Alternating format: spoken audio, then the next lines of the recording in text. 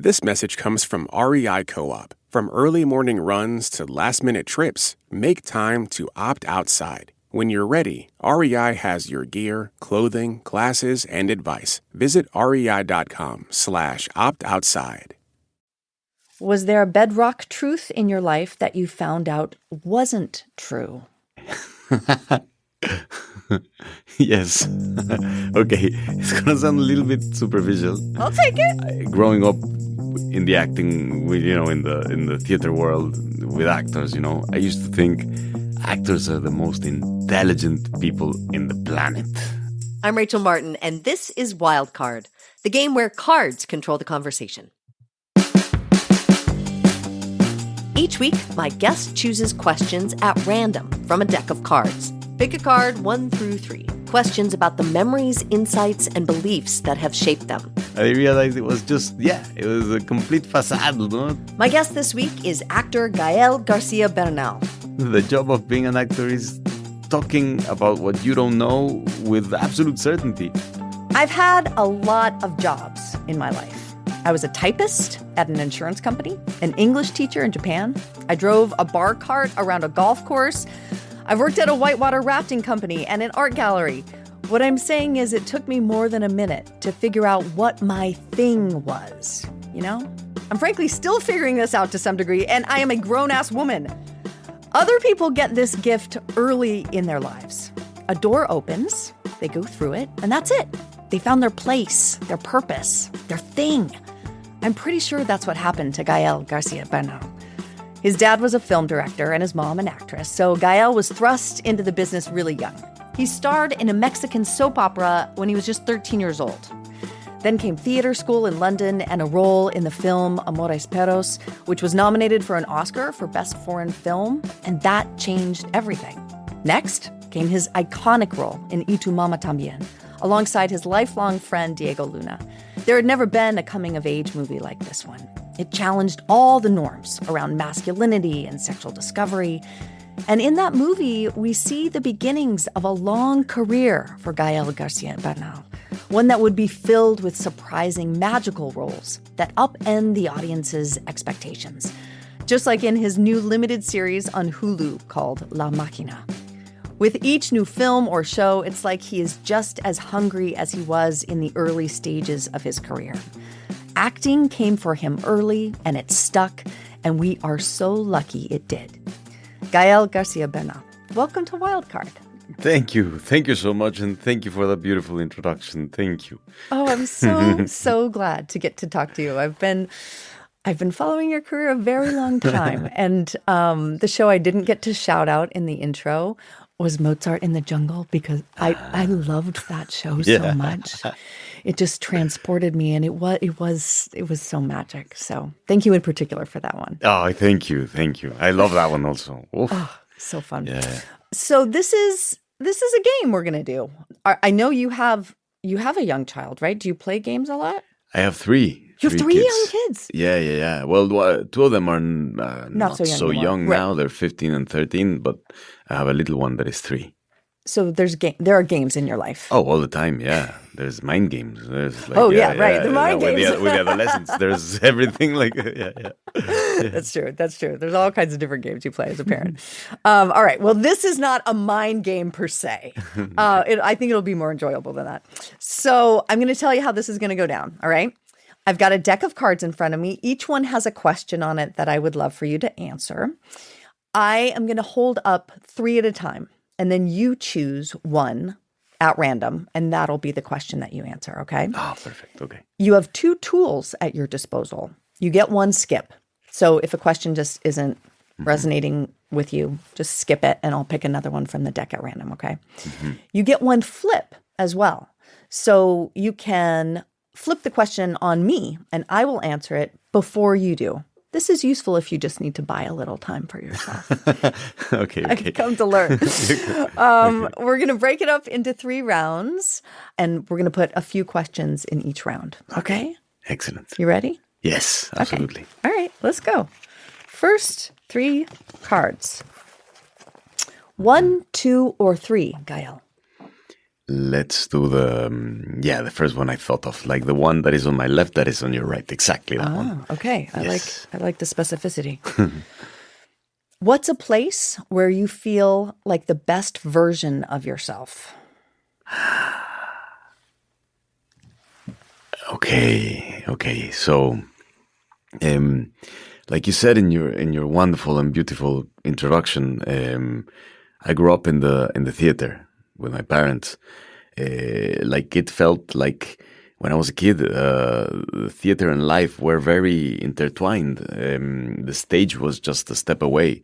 So in a way, I always, I felt I realized when growing up a little bit, that I was born into something special, into a world that is very unique.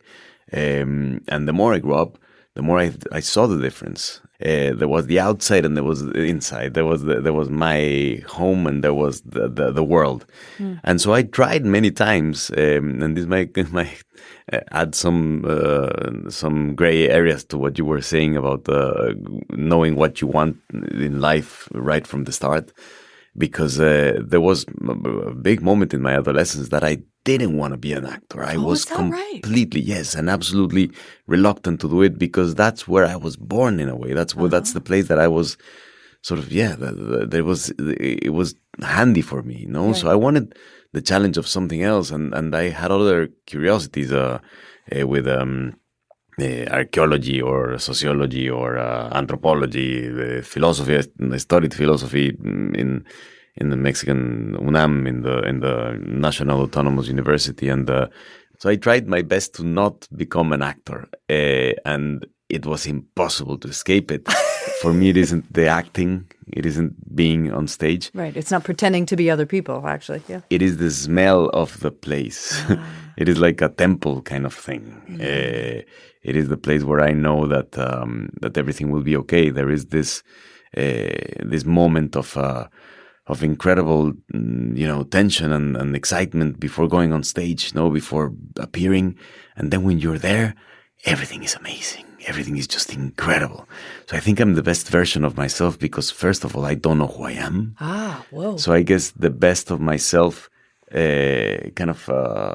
not shines through, but kind of like is incredibly.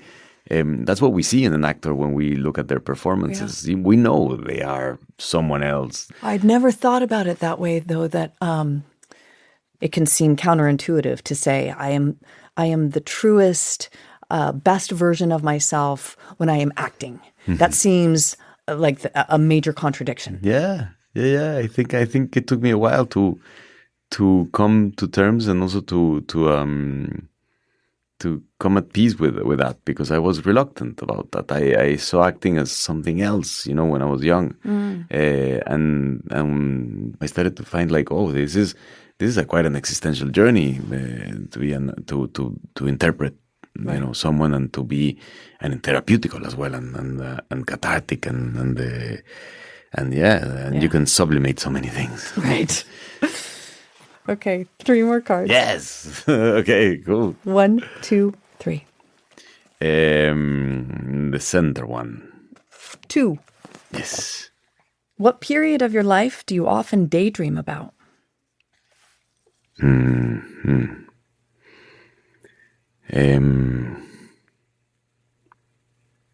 Okay. Oh my God, it goes. That one goes deep. So I daydream a lot about like my, the moments I spent with my father. He passed away 2 years ago. A little bit more. And I'm sorry. And thank you. And I daydream a lot about those moments because for example, I learned how to read with him. Mm-hmm. There was there were a few elements. There was the newspapers and Scrabble. They were like those were my Montessori elements to learn how to read and write. And I would love when there was a huge paragraph, because it was like, oh, perfect. I have to read this loud. It was like I got this new technique knowing how to do this, and I would read it loud, and he would,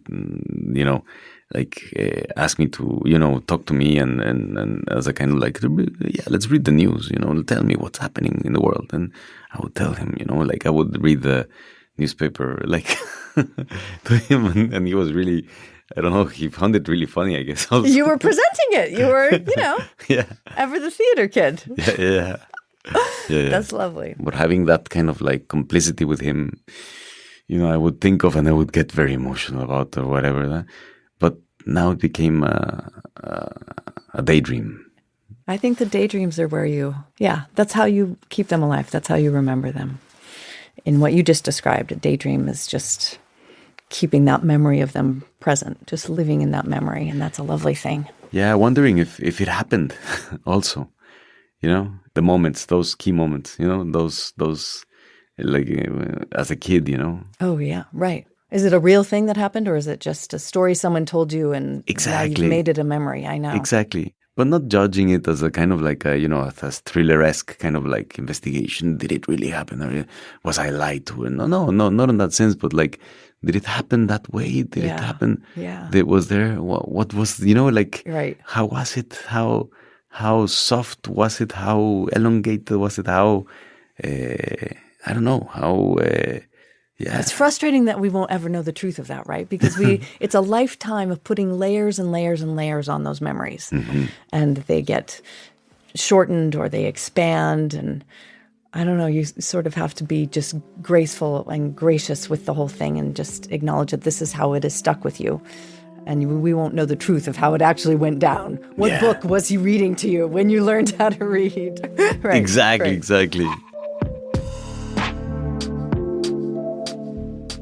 Coming up, we talk about abs, butts, and the effect of time on the body.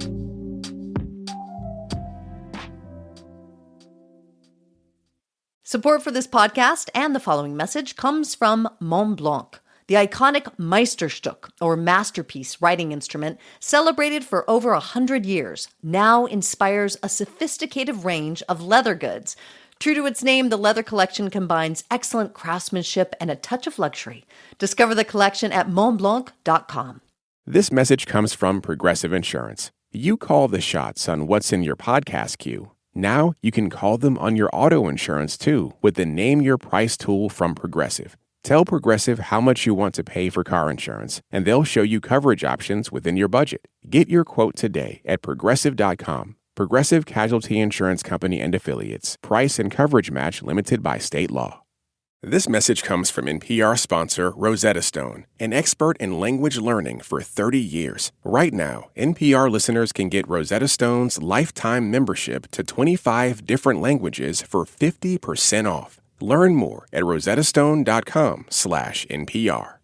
This message comes from Carvana. Whether you need weeks to research the perfect car or know exactly what you want, Carvana makes car buying easy. Choose from Carvana's massive inventory using customizable search tools. However you buy your car with Carvana.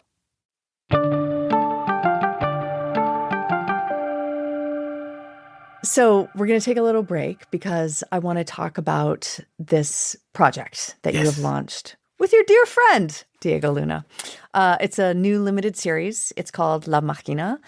And you two put this project together, right? Yeah. Yes. From soup to nuts, as they say. You play this aging Mexican boxer. Diego plays his manager. They get into some financial trouble. A lot of hijinks ensue.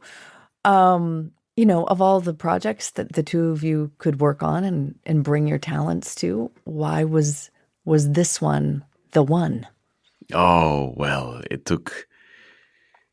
was wonderful to because you were saying what was the phrase that you said, from nuts soup to nuts? So soup to nuts. Okay, this was from kebab to a boxing ring, because we were deep in the snow in Berlin.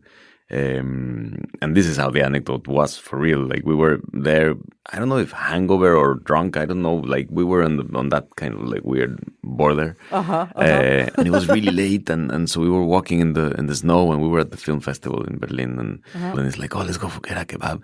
And I was feeling very frustrated because I was preparing for a boxing role and I started to train boxing a lot, and I started to love it. And the film never came about, and I was really into it, and I've always been a fan of boxing. And Diego, my friend, he had just done a documentary on Julio Cesar Chavez, who's one of the best Mexican boxer ever, and so he was really deep into the know of all the intricacies of what goes on there in the boxing world and everything. And you had all this pent-up skill and talent that you had just discovered as a boxer. And these abs that were amazing, and this kind of like, yeah, exactly. You're like, I can't let these go to waste. I can't let's do something now. No, so it was like, okay, there were a few elements that were right there from the beginning.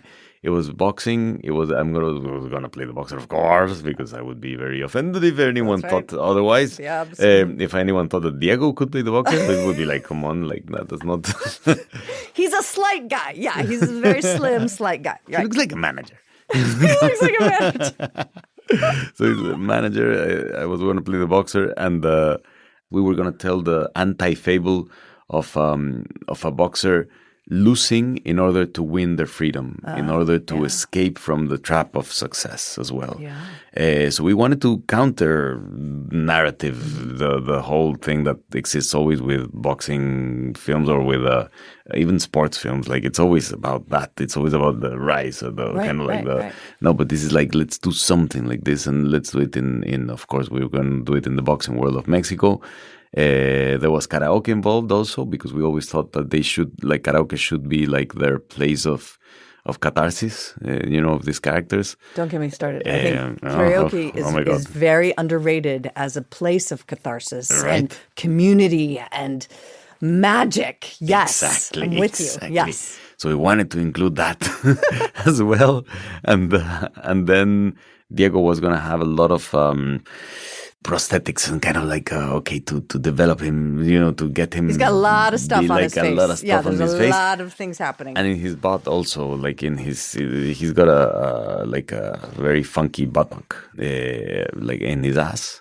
Oh, he has like a butt prosthesis? Yes. I didn't notice that. I'm going to have to go back and look at his hind side. Well, I didn't know if time had not been kind to Diego over the years. Maybe that's just how his butt looked. Exactly. It's lovely to see you two collaborating again. It's a really wonderful story.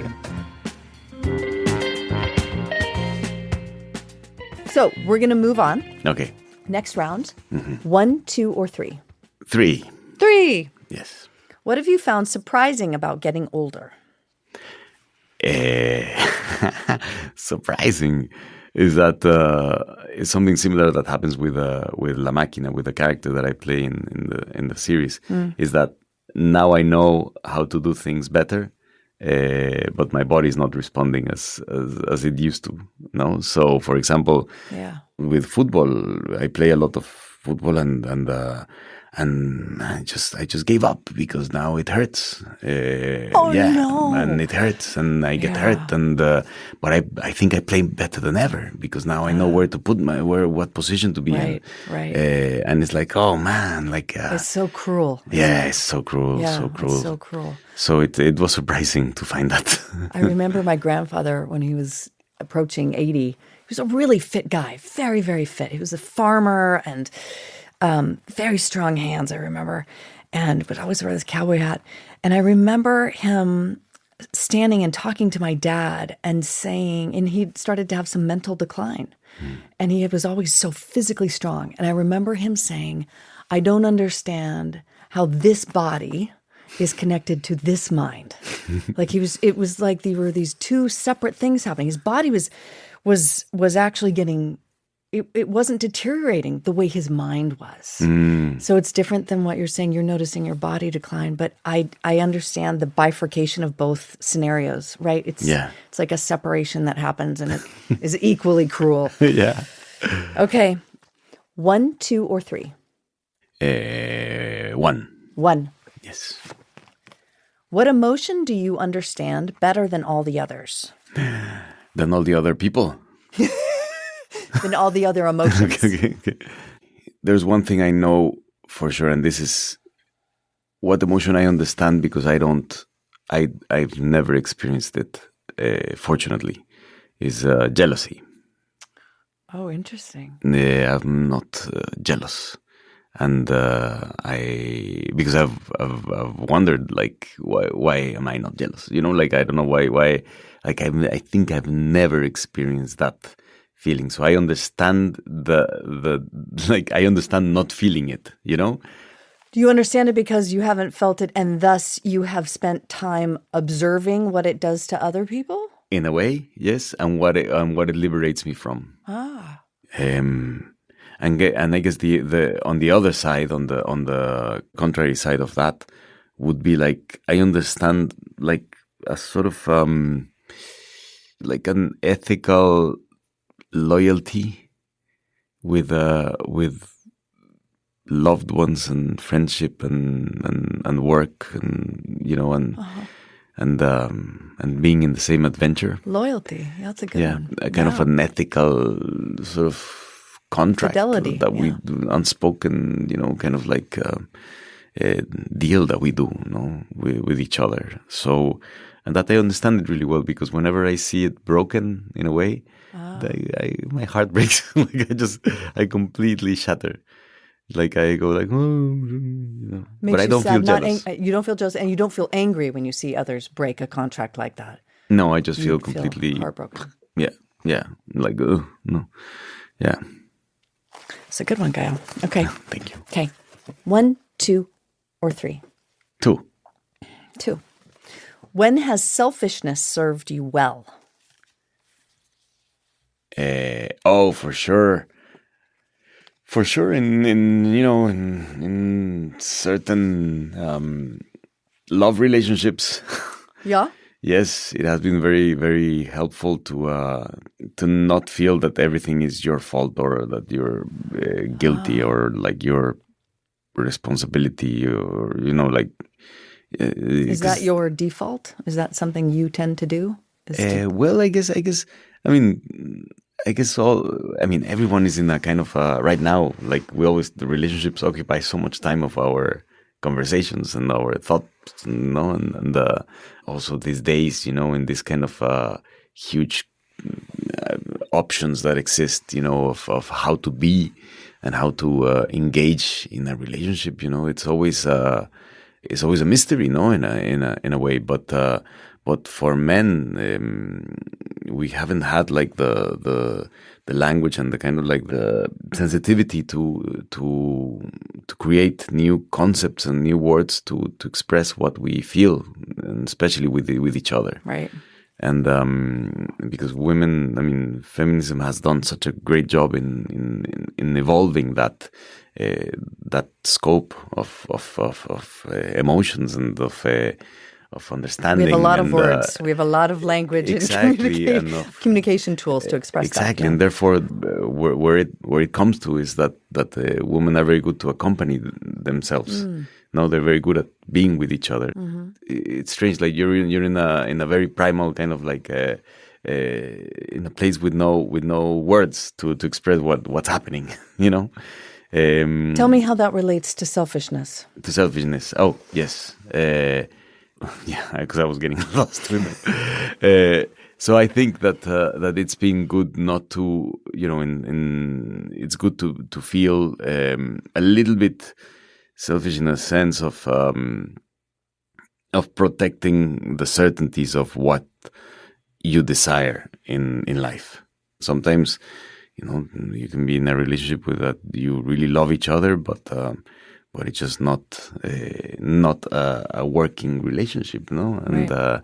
And it's good to feel okay, like accept that, and not feel like you're doing something wrong and that you're doing something and that you have to change this and that. Well, no, there's moments where it's like, but this is what it is. I don't know how to. And this is what I want, and it's not coming through this relationship. And it's not happening, but the love is there, but not the, you know. But so yeah. I get, does that make sense? It does. Okay. I get it. After the break, Gael shares why he doesn't look for certainty in life.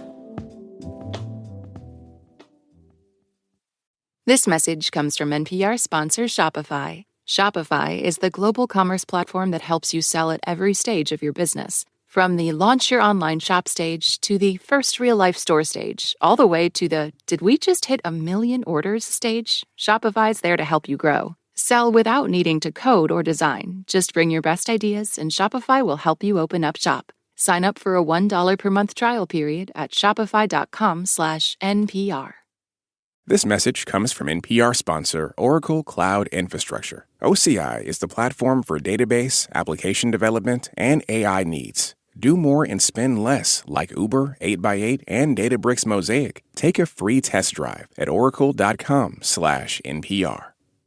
This message comes from Random House Children's Books with The Glass Girl from #1 New York Times bestselling author Kathleen Glasgow, a raw, heart-wrenching novel about a teen facing down her struggles and the journey she must take to heal. On sale now. This message comes from Sony Pictures Classics, presenting The Outrun, a life-changing escape into the wild Orkney Islands starring Academy Award nominee Saoirse Ronan. Based on the best-selling memoir by Amy Liptrot, The Outrun is now playing only in theaters. Okay, we're moving to the last round. 1, 2, or 3? 2. 2. Was there a bedrock truth in your life that you found out wasn't true? Yes. Okay, it's gonna sound a little bit superficial. I'll take it. Okay, I was growing up in the acting, in the theater world with actors. I used to think actors are the most intelligent people in the planet. Like, it's incredible. Like, they are incredible because they know everything. They the way they say it, the way they talk about things. And then I realized that the job of being an actor is talking about what you don't know with absolute certainty. And I was like, okay. And I realized it was just, it was a complete facade, no? Yeah. Like, it was nothing there. And in theater school and then working, I was like, actors are really there's really intelligent actors. There's some really anyone, yes. intelligent actors, but there's some that are other type of intelligent. That's right. Other actors. types. Yes, other types of That intelligence. was very generous, Gael. Okay. I like that. 1, 2, 3. 1. 1. Have your feelings about death changed over time? Oh, yes. It's changed a lot. Okay, well, definitely, I guess the first time for me and for must have been for many, many people as well is becoming a father, no? Is like, for example, somebody the other day was telling me, does anyone remember the name of the grandfather of your grandfather? Oh. And I was like, no, does anyone? I don't think no one remembers that I know, that I can look for, that I can find, or who knows? Like, wow, it's crazy how, all these things that we're gonna build, and kind of like all these structures that we fight for, or we kind of try to achieve. And so therefore you see that transcendence is something else, no? And definitely with a baby, transcendence is there, no? There is something that is there and will continue and will live and will reproduce, and will be something else that you never, and you will just admire. But it is similar to what we do in films as well. My approach to them, to doing films is trying to do something that is, and it might sound a little bit presumptuous, but it's, I try to do something that hopefully has some transcendence of something, and you really want these films to kind of transcend and hopefully be seen in many, many years, because that's who we were at that point. So what does that transcendence mean for you? Like, if you were to be able to convey one thing that lived on after you expire, what is the thing? Well, fortunately, many things that I've been, and I've had the fortune of this, and this is very lucky also, like many of the things that I've participated in have helped amplify the dimensions of many discussions and of many conversations that had to happen in my time. these films have been emollients or catalysts of something, or have been accompanying, certain issues.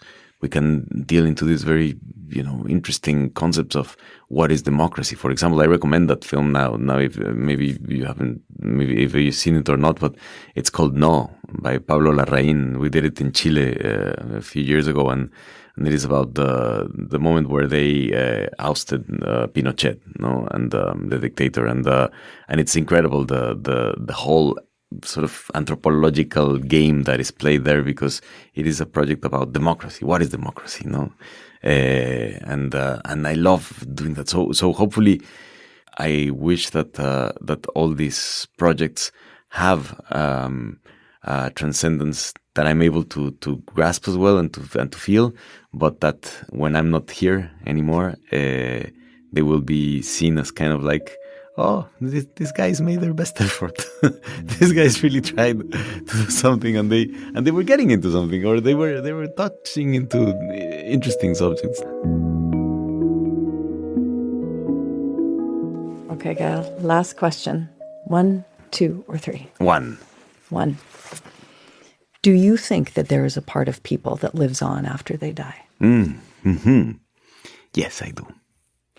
If not, I wouldn't be if I don't enjoy, not believe, but like enjoy or dwell on the mystery of things, then I think I wouldn't be an actor. Because if I had the certainty, and I wouldn't have and I would be like, I'm only about facts, then I would read the phone book. That would be my wonderful kind of like joy of reading the phone book. That is real. It's super real. So I love the mystery and the poetic behind all of it, but not as a believer, but mostly like that kind of enjoyment or curiosity. Nothing ends. Everything transforms, and that's a law of physics. So it's right. It is. I can feel it. I mean, there's so many examples I can say. Some of them are incredibly personal, but I wanna say like, yeah. I mean, I guess okay. Now coming out, like, okay, fine, I'll say it. My little daughter was born when we knew that that we were pregnant. My father passed away. Like it was like, yeah. So it was that kind of like a tag team. Yeah.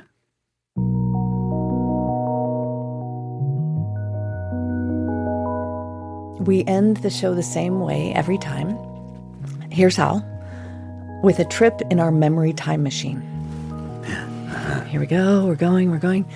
Where you, Gael, pick one moment from your life to revisit. It's a moment you wouldn't change anything about. You would just like to linger there a little longer. Okay, wow. Oh, it gets very emotional. And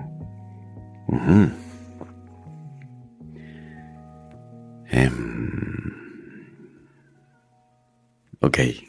Should I say what it is? Yeah. Yes. Okay. So me and Diego, my very good friend, we said, okay, our team Pumas of the National Autonomous University was getting to the final of the football tournament, and this was our team, and we were 10 and 11, and yeah, we were really young, and we said, like, we have to go to the final, we have to get it, we have to go. We got the tickets, and our team won. And we were like completely like, we were carried by so many people. So the fans were there like carrying us, and we were like, jumping up and down. And the players came to where we were, like very close, and we were like, and this was like, we were like 10 hours there or something, just going crazy, like going absolutely, completely crazy.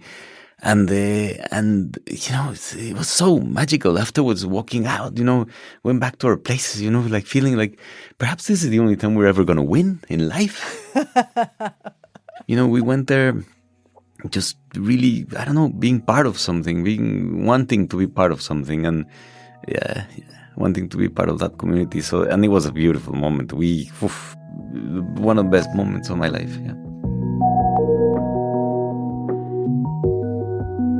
Gael García Bernal's new show is La Máquina, and it's out on Hulu now. Gael, thank you for talking with me. It's been such a pleasure. Thank you. Thank you for this conversation, and it's nice to feel so, open about, being able to talk about all of this. Yeah, I appreciate it. Good luck with everything.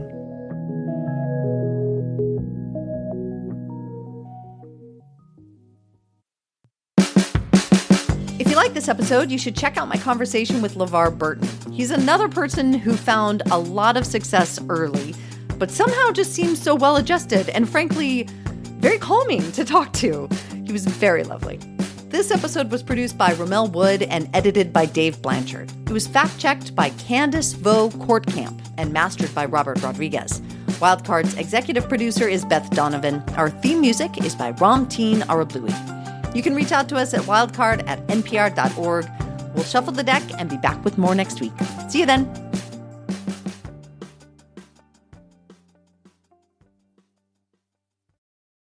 This message comes from NPR sponsor Leesa. Good sleep should come naturally, and with the new Natural Hybrid mattress, it can. A collaboration between Leesa and West Elm, the Natural Hybrid is expertly crafted from natural latex, natural wool, and certified safe foams to elevate your sleep sanctuary and support a greener tomorrow. Plus, every purchase helps fuel Leesa's work with shelters and those in need. Visit Leesa.com to learn more. That's LEESA.com.